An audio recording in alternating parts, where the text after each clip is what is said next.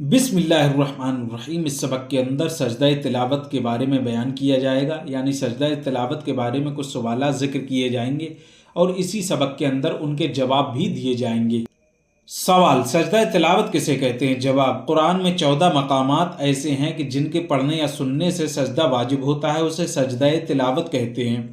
سوال: سجدہ تلاوت کا طریقہ کیا ہے؟ جواب: سجدہ تلاوت کا مسنون طریقہ یہ ہے کہ کھڑا ہو کر اللہ اکبر کہتا ہوا سجدہ میں جائے اور کم سے کم 3 بار سبحان ربی الاعلیٰ کہے، پھر اللہ اکبر کہتا ہوا کھڑا ہو جائے۔ بس، نہ اس میں اللہ اکبر کہتے ہوئے ہاتھ اٹھانا ہے اور نہ اس میں تشہد ہے اور نہ سلام۔ سوال: اگر بیٹھ کر سجدہ کیا تو سجدہ ادا ہوگا یا نہیں؟ جواب: ادا ہو جائے گا، مگر مسنون یہی ہے کہ کھڑے ہو کر سجدہ میں جائے اور سجدہ کے بعد پھر کھڑا ہو۔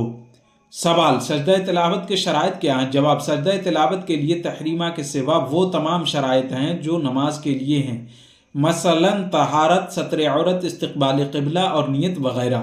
سوال: سجدہ تلاوت کی نیت کس طرح کی جاتی ہے؟ جواب: نیت کی میں نے سجدہ تلاوت کی اللہ تعالیٰ کے واسطے، منہ میرا کعبہ شریف کی طرف، اللہ اکبر۔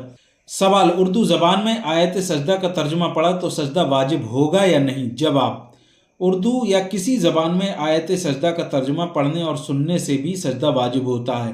سوال: کیا آیت سجدہ پڑھنے کے بعد فوراً سجدہ کرنا واجب ہوتا ہے؟ جواب: اگر آیت سجدہ نماز کے باہر پڑھی ہے تو فوراً سجدہ کر لینا واجب نہیں، ہاں بہتر ہے کہ فوراً کرے، اور وضو ہو تو تاخیر مکروہ تنزیہی ہے۔ سوال: اگر نماز میں آیت سجدہ پڑھی تو کیا حکم ہے؟ جواب: اگر نماز میں آیت سجدہ پڑھی تو فوراً سجدہ کر لینا واجب ہے۔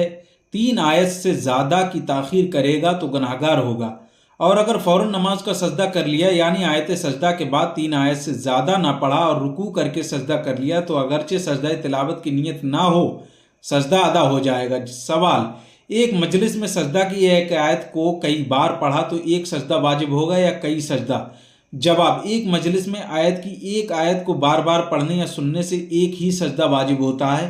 سوال: مجلس میں آیت پڑھی یا سنی اور سجدہ کر لیا، پھر اسی مجلس میں وہی آیت پڑھی یا سنی تو دوسرا سجدہ واجب ہوگا یا نہیں؟ جواب: دوسرا سجدہ نہیں واجب ہوگا، وہی پہلا سجدہ کافی ہے۔ سوال: مجلس بدلنے اور نہ بدلنے کی صورتیں کیا ہیں؟ جواب: 2 ایک لقمہ کھانا، 2 ایک گھونٹ پینا، کھڑا ہو جانا، 2 ایک قدم چلنا، سلام کا جواب دینا، 2 ایک بات کرنا اور مسجد یا مکان کے ایک گوشہ سے دوسرے گوشہ کی طرف چلنا، ان تمام صورتوں میں مجلس نہ بدلے گی۔ ہاں اگر مکان بڑا ہے جیسے شاہی محل تو ایسے مکان میں ایک گوشہ سے دوسرے گوشہ میں جانے سے بدل جائے گی، اور 3 لقمے کھانا، 3 گھونٹ پینا، 3 کلمے بولنا، 3 قدم میدان میں چلنا اور نکاح یا خرید و فروخت کرنا، ان تمام صورتوں میں مجلس بدل جائے گی۔